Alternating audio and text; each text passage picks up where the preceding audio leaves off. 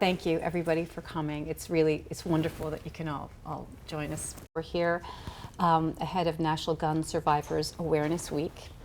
And I think it's important that people hear your stories. So I think we should just all introduce ourselves and talk about everyone's experience with gun violence, if that's okay. Just kind of go around the room and do that. Should we start this way? You want to start? I know, it's a lot. My name is Lisa Good, and I am from upstate New York. And when I was 17, my cousin was murdered in Shreveport, Louisiana. And he was 19, and growing up, I was an only child, and so he was like my brother. Being an only child, I spent most of my time with my cousins, and he was like my brother. And I remember the hot summer day in August when we got the call, and it was kind of shocking, and all of the adults are doing what adults do after a tragedy, and I just remember being devastated and alone in my grief, and feeling like it should have been me, but it was devastating to our family. And I think in retrospect, it's only been over time. I think as I get older, I miss him more. The thing that strikes me so much is the amount of trauma everybody's experienced and how often you're asked to relive it, even in the telling of these stories. So I want to apologize because I know how difficult it is, but it's incredibly moving and it's very impactful. And I think it's important that everybody hear what you've gone through. And for me, it's important because I think that right now, gun violence and the trauma and the loss associated with gun violence, it's prevalent, it's present in the news, you hear about it everywhere. But what people don't understand is that the loss and the trauma is enduring. It evolves, you mature, you grow, you heal, but it's still enduring. And so, that's why I choose to talk about him in this space. CAROLYN? Hi, so I'm CAROLYN TUFT. In 2007, I took my 15-year-old daughter to buy Valentine's for her friends, and her brother's birthday was coming up, so we went to this goofy card shop in Trolley Square, and we parked the car, walked in, and within the time we parked to the time she was dead was 3 minutes. We hadn't had time to even look at a Valentine card. She picked this up, and she was laughing, and she had a couple of these gum packets to give people. So she was holding that when a guy came in. He just went random shooting through the mall, and I was shot 3 times, twice at point blank with a shotgun, and she was shot twice, second time point blank at the head. And I've never been the same. It's, you plan your life and you envision what your life should be, and you protect your kids, and you provide up opportunities for them to be who they want to be, aspire to be. And for somebody to be able to take a gun and walk in and take all of that away is not okay. I lost everything in a matter of 3 minutes, a matter of 3 seconds, because I was injured so badly. I was never able to return to work. So I lost my business. I had a business. I lost my big, beautiful house. I lost my car. I lost my daughter. I lost my identity, who I was, and everything that I had dreamt for her and I was all gone in a matter of seconds. And I haven't been able to work since. And so I live in poverty. I live on $400 a month Social Security. And every day is just a challenge of trying to find happiness and keep looking forward, because there's always a reminder of she's not here. I see something and I want to call her and say, look what I saw. her favorite cookie. He's like, I want to give one to Kirsten. Her name is Kirsten. She's not there. And so they say time heals all wounds. It doesn't. No. And in my case, in the beginning, I was in so much shock and pain. I was dealing with just surviving and the pain of my injuries. So, and I didn't want to harbor anger because it's not going to change anything. So I was resolute to not be angry at him or people. And I figured if he were to do something like that, something must have been terrible in his life. But over time, as this has made, my life has become so much worse with every year. My health has gotten worse and worse. I used to be an avid cyclist, ride 50 miles a day, and was just like, yeah, ride my bike. Right. And now it parks there. It's like my best friend sitting in the corner. I'm just a completely different person. And people don't realize the impact it has. Right. How you can completely lose everything about yourself. I don't know who I am anymore. And yeah, and her siblings, like everybody around us, were different people.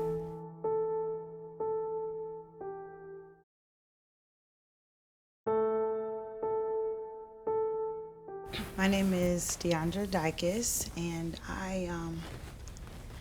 I'm here because my son DeAndre was shot and injured.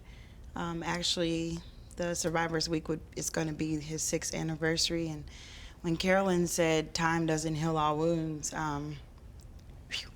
It's okay. that hit home because my son was at a birthday party, and some guys were asked to leave, some teenagers, and our only guess is they came back and shot the house up. My son was an innocent bystander. He was there with some friends who wanted to celebrate their birthday with other kids. And I've heard multiple stories. My son was dancing. He was trying to run and just missed the exit. And that's the story I hope isn't true. He dances in his wheelchair a lot, so I'm believing that he probably was dancing at the time that he was shot. He was 13 years old. He was shot in the back left of his skull. And, your life is never the same. And upon entry of that bullet into the body, everything changes. Everything is shattered from what you thought. My son scored 7 points in his only 7th grade basketball game that he was able to play in that I missed because I was working late. And I remember my boss saying, no more late classes. I was a clinical instructor, so you can start going to Dre's games. There was never another game. And so when you talk about hopes and dreams being snatched away, I was just telling someone the other day, my son was gifted. He was labeled gifted and talented. And so the dreams that I had and the thoughts that we shared were endless with his GPA and his athletic ability. I'm like, this kid is, he's going far. And for someone to snatch that away, it leaves a permanent wound in your heart. And so now my son is 19 years old. He lives in a 24-hour care facility. He is what they label a nonverbal spastic quad. The neurologist actually told me that the other day is he gets Botox to keep his muscles moving so he doesn't come even more contracted. He doesn't use his fingers or anything. They're like pulled in because a lot of people ask me, can he use iPads and stuff? And that's the thing. When people are injured, you get this, oh, it's so lucky that they survived. And someone just told me that the other day, and I was working, so I just worked right through her comment. But I don't know if Dre feels lucky. I say that we're blessed, that we still have space and opportunity for a miracle. But to say that we're lucky, when I'm faced with seeing my 19-year-old in a wheelchair and drooling and have to change his diaper, I don't feel lucky. No. I feel that I'm in a space of gratitude. And it's just important for me as Dre's mom to make sure that I share that injured lives matter. That's right. They matter as much as, the RIP t-shirts and all of that stuff. Like, the injured lives matter because on all levels. Our lives will never be the same. They'll never be the same. And yes, I can touch him and I can hold his hand, but those shoulda, woulda, couldas are pain. I can't say just as painful as a parent who has lost. I'll never say that, but they're pretty painful. And recognizing the trauma on siblings and the impact that it has, where his younger brother is really going through some things right now. And I say a lot of it is contribute to, man, I thought my brother would talk by now. Man, I thought my brother would be out of that wheelchair by now. So this conversation is so very important, that every facet of gun violence is highlighted, because at the end of the day, we're all here because of the ramifications of a bullet and how it shatters our lives. Right. And the fact that it could happen to anyone at any time. I mean, I'm always struck by how many of these stories are, it's like somebody just happened to be somewhere. Just happen to be So somewhere. it's not, there's no way to, you have no control. No. Yeah. Colin? Yeah. Yeah, so it's always, meeting some of you guys for the first time, right? It's always tough to hear stories. Some people I know for many years, right? It's always, hearing it again is always challenging. It brings up different emotions. And I can relate to a lot of what you said, both all you guys have said. Also, I feel some uniquely different in some ways. I was a college student at Virginia Tech in 2007, taking a French class on Monday morning when someone burst in and started shooting everybody, we just said, right? People in the wrong place, or I was in the right place. I was in my French class. Right. Where was I supposed to be? Right. As a result of 9.5 minutes of somebody who should have never had a gun, having guns in their hands, 32 of my classmates and my teachers died, and I got shot 4 times, above my knee and both my hips and in and out of my shoulder. But I consider myself one of the lucky ones. I was able to survive and get pulled out of that room. And most people didn't. And also I consider myself incredibly fortunate to have sustained injuries that allowed me to work hard in physical therapy to return to do much of what I did before. If you saw me on the street walking, you would have no idea that I've been shot. And it's incredibly lucky, because that's not what most experience is like. And so that experience opened my eyes to a world I knew very little about. I assumed, like most Americans, that we did everything we could to keep guns from dangerous people, and was frankly shocked to learn that we don't even do something as simple as a background check on every gun sale. Right. And so that led me to a world of advocacy and on this issue, and raising this gun violence issue. And I think that was kind of the last phase of my healing process, trying to take the worst day of my life and put it towards something positive, because this issue and this reality is so traumatic that it can overwhelm you. And when we learn other stories of other people and hear that story, right, it's overwhelming and it brings you right back.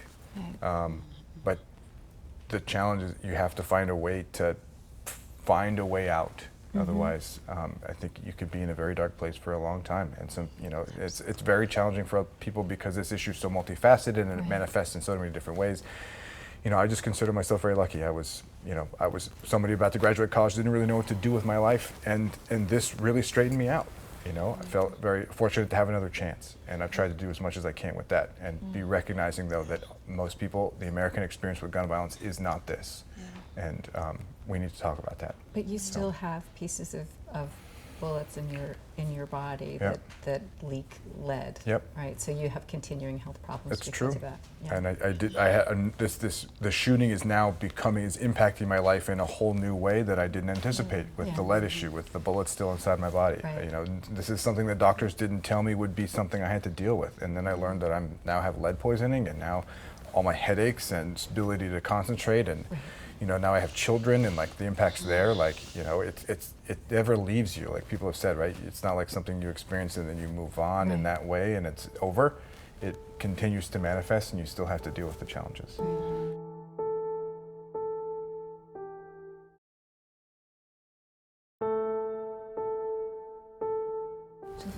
Hello all. My name is Javanya McDowell. I am from Savannah, Georgia, and the lasting effects and trauma of gun violence goes on forever. It's a constant reminder, especially when you're going to your son's favorite restaurant and you're pulling a drive-through and you're ordering his favorite meal and you realize that he'll never eat it.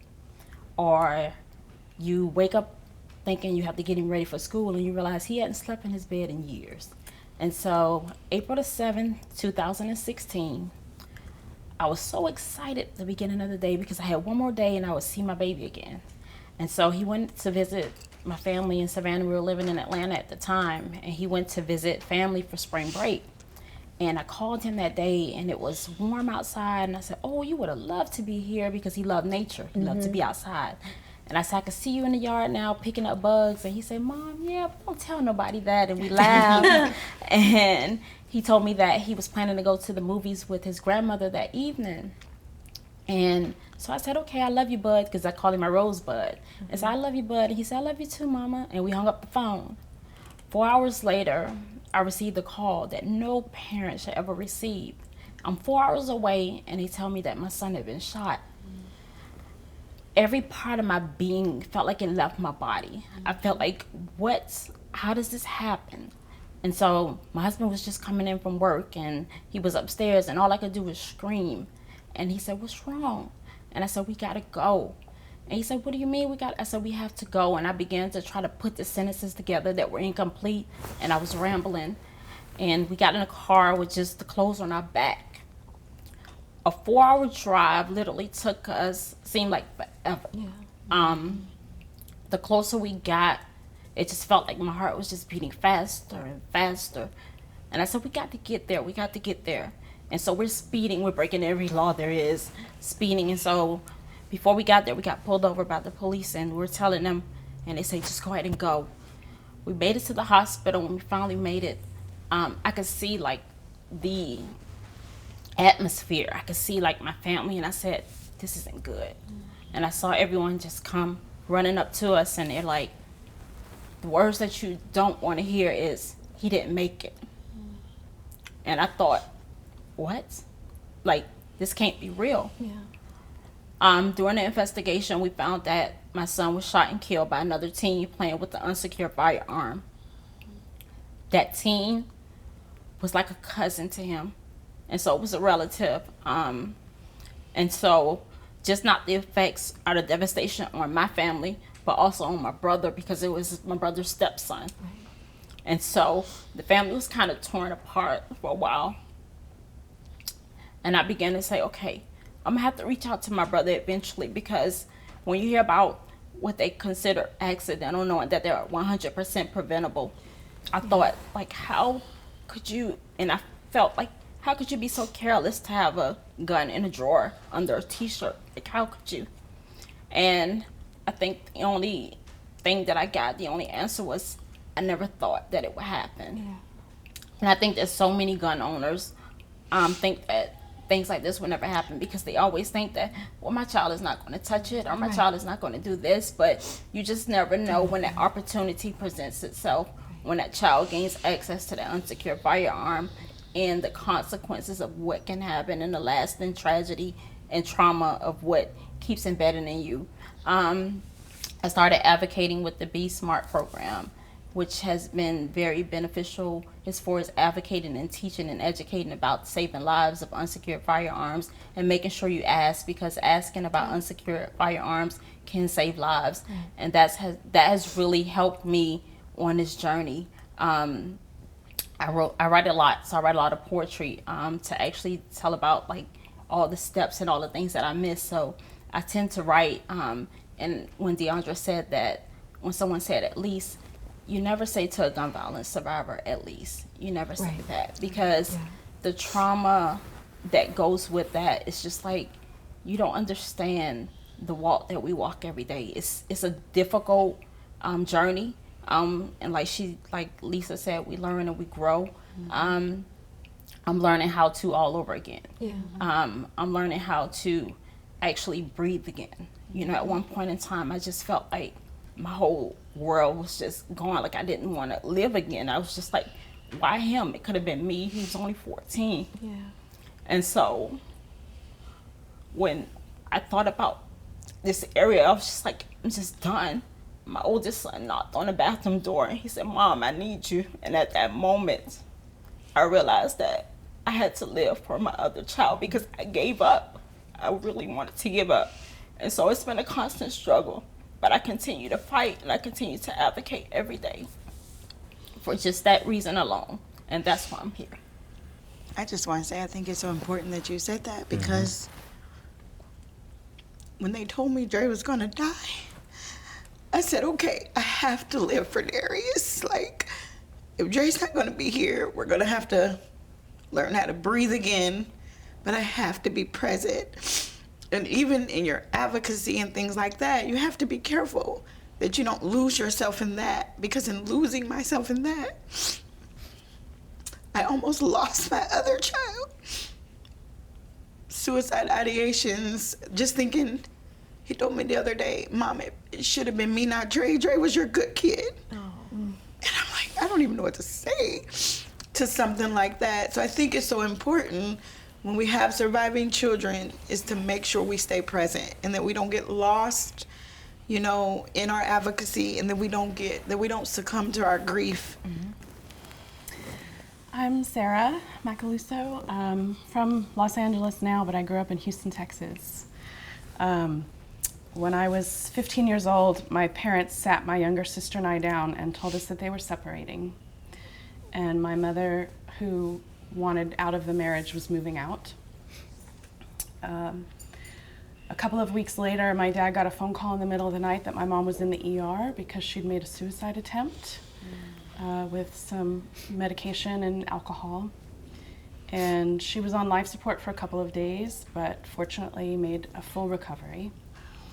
And after that, all eyes were on my mom because clearly she was struggling and needed support. Meanwhile, my dad seemed to be doing okay.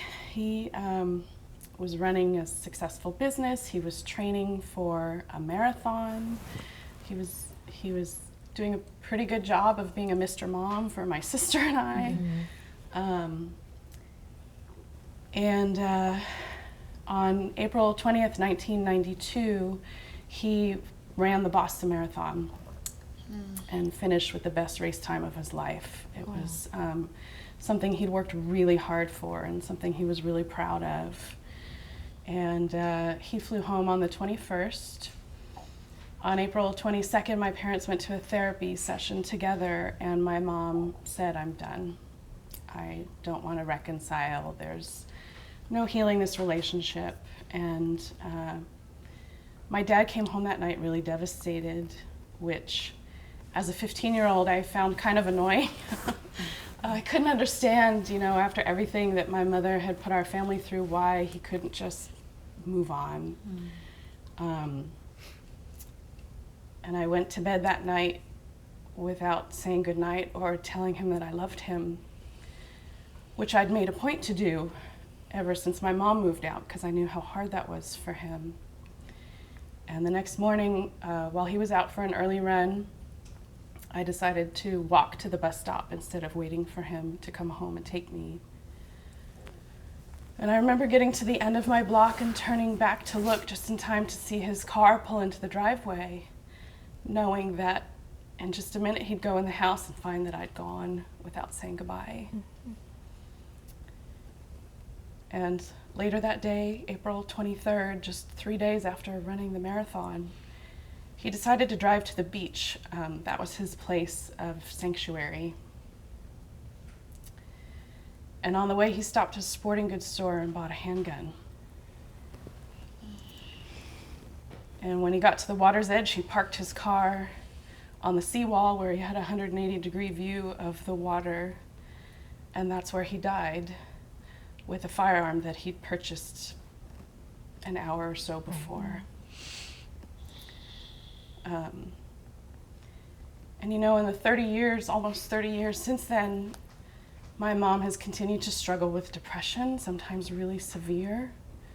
She's never made another suicide attempt.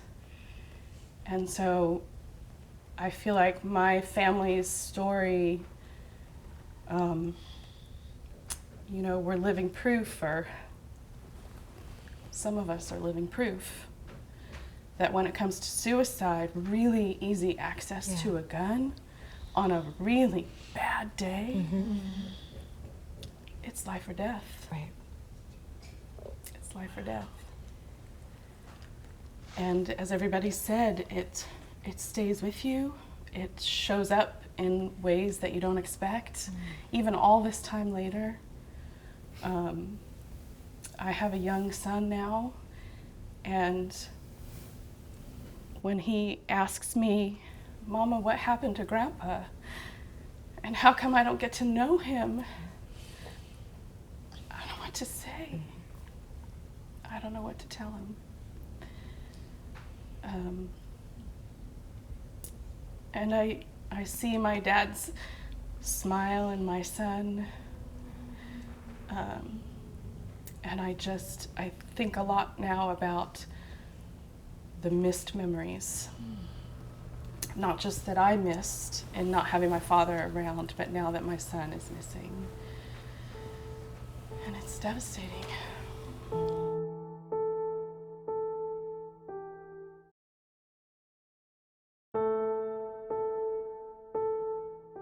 What do you think people can say, or what are the most helpful things that people can say or do to help with your trauma, or to just listen? I think that the most important part is just listening. I think that a lot of people say, are you okay? Right. Like, just ask, how are you doing? And let us explain it in our own way. Yeah. Because when it happens, sometimes you'll have a good day and you're able to talk and share your story without crying. Yeah. And then there's days that it really impacts you and you just bawl in tears and you just want someone just to listen. Right. I think that on this journey of life, and we're living in with our hearts shattered in a million pieces, it's hard sometimes to put it into words. And sometimes a hug, that's all we need, is just someone just to embrace us. Right. We don't even want to talk at times, just hug us and just, you know, as a survivor, let us just explain it in our own time and in our own way, not by force or not, you know, by constantly asking. Just let us just explain it in our own way at that time.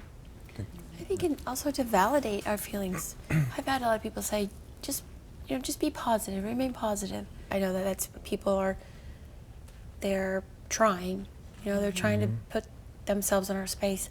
But that's the same to me, because they don't know how hard it is to remain positive, and I do try. Of course. But when it's every minute of your life, I want them to validate the heartache and the pain, and not try to brush it over. Of like, well, just try to stay upbeat, like I do try, and this is me upbeat. Right.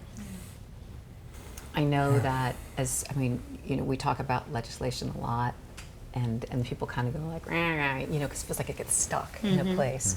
But I don't believe that that's true, because I do think that there have been strides.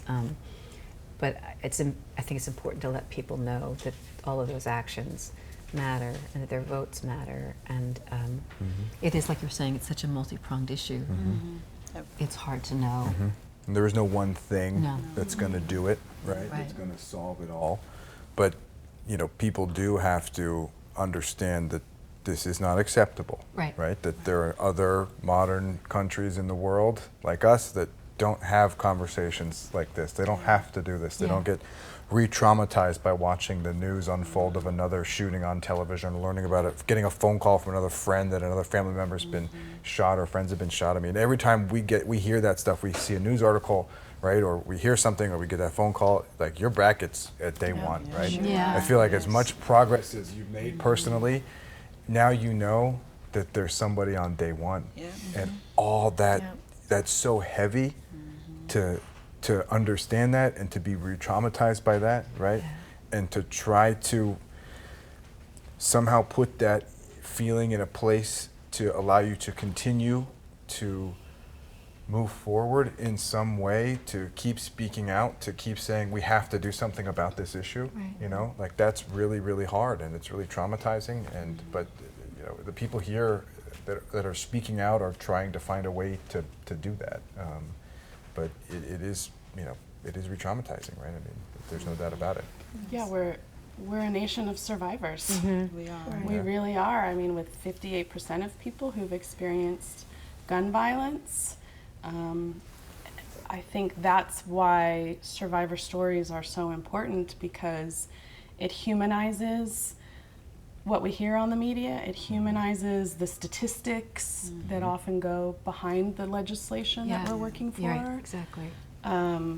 But you know, all of those numbers, that's a family shattered. That's people who are on their day one trying to understand how could this happen. And I think I've talked to a lot of people who who experience an aha moment. I experienced an aha moment. I got involved in the gun violence prevention movement as a concerned mom. Right. I wasn't identifying as a survivor. That's interesting. And then I went to my first Moms Demand Action meeting and heard the statistic that 2/3 of gun deaths are suicide, and I went, oh, that's me. That's me. Yeah. And I've had that conversation with so many people who don't necessarily identify as a gun violence survivor, but when they start to really think about it, they do have a story. And so we're a nation of survivors, and that's why I think conversations like this are so important, so that we can uplift these voices that can say, it's not okay, it's too much, and we've got to do something. Right. And it's interesting, that was my experience too as a mom. That's how I got involved in this, because it was right after Sandy Hook and my daughter was 10, and she'd gone to work with me that day because she'd already finished school, and the news broke, and I spent the entire day trying to keep the news away from her and thinking, you know, I'll wait and talk to her when her dad gets home, when her brother gets home, we can talk about this. And she found out about it on an Instagram account and said, you know, Mommy, did a bunch of little kids get shot today? And I was so ashamed of myself, and I felt like an irresponsible parent. And I thought, well, I'm not keeping her safe. I'm not doing anything about this unless I get involved with this organization. And so that's when I went to Everytown. I said, what can I do to be a part of changing culture and changing legislation? And that's been helpful for me as an individual, as a parent. And I feel like when people say, well, what can I do? Because you do feel, people feel overwhelmed. They're like, how, you know, like I said, it's a multi-pronged issue, how can I help? It's like there is Everytown, there's Moms Demand, there are places that you can go where you can say, how can I get involved in this work and change this for all of us as a nation?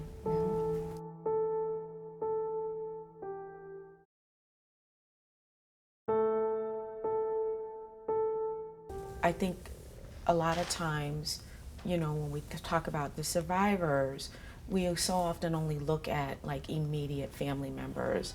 I think our view is so limiting. And so when you say, well, at least, someone says to you, well, at least, I think sometimes as survivors, we say that to ourselves. Well, you know, it could have been my son, you know. Right. So it's this, you know, it's an internal conversation too, because we internalize the things that people, you know, say or tend to say, and so there's this othering of your survivor story. And so when you talk about, like, we're a nation of survivors, because I've worked in this space for a long time, and what I was saying earlier is that I didn't approach the work from a place of, I'm doing this so I could heal. You know, I was doing the work because I saw the need for healing, and I understood what I didn't get when my cousin was murdered. There was no acknowledgement that I had experienced this loss. There was no recognition that this was traumatic, and I couldn't find my footing about a reason to live. So for me, I did spend a significant amount of time suicidal. I had a lot of survivor's guilt. I thought I was the bad kid in the family. You know, why did he have to die? It should have been me. And so, well, since it wasn't, you know, I'm going to be as self-destructive as possible. And that put me in some very, very dangerous situations. And ultimately, it contributed to me being sexually assaulted.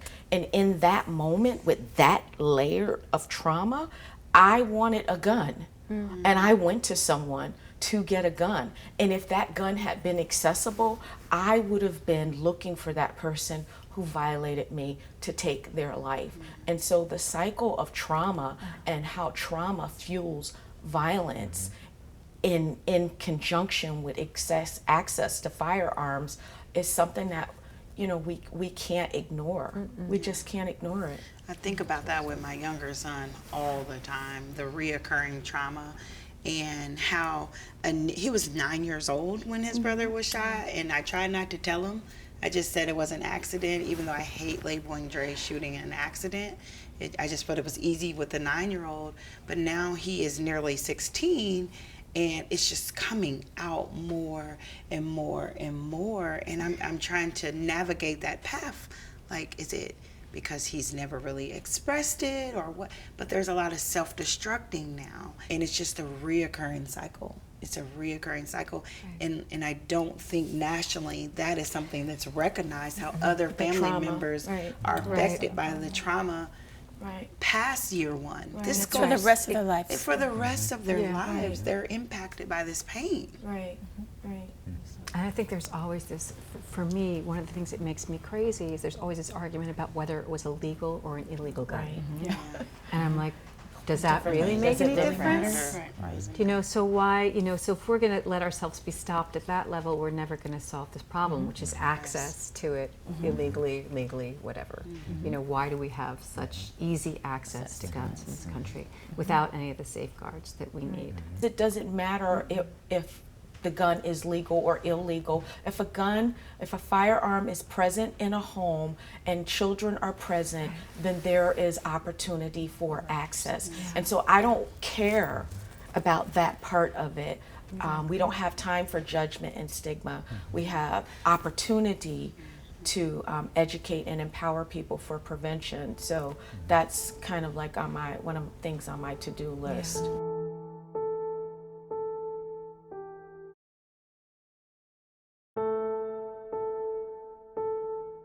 I feel like we have laws in this country to protect the gun industry, not individuals. So that's what makes me crazy, is that we have this background checks bill sitting in the Senate, frozen, because Mitch McConnell won't bring it for a vote. And you realize he's protecting an industry.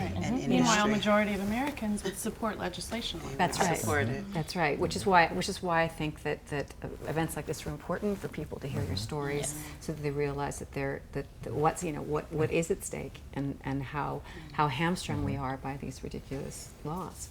I mean, I really do admire like all the people who advocate alongside all of us, right? Who are in this issue and talk about the realities of gun violence, even if they haven't been impacted directly themselves, right?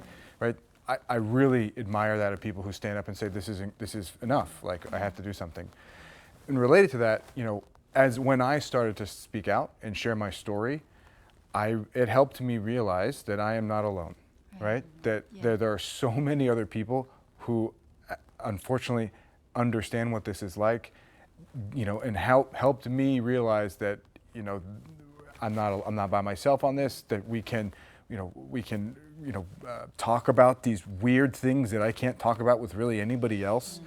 And I've made like lifelong friendships now as a result of speaking out. And I've grown closer with people because they've heard me tell my story, and then that made them realize that there's a story to tell there, and I learned another part of their life, and we've created a bond.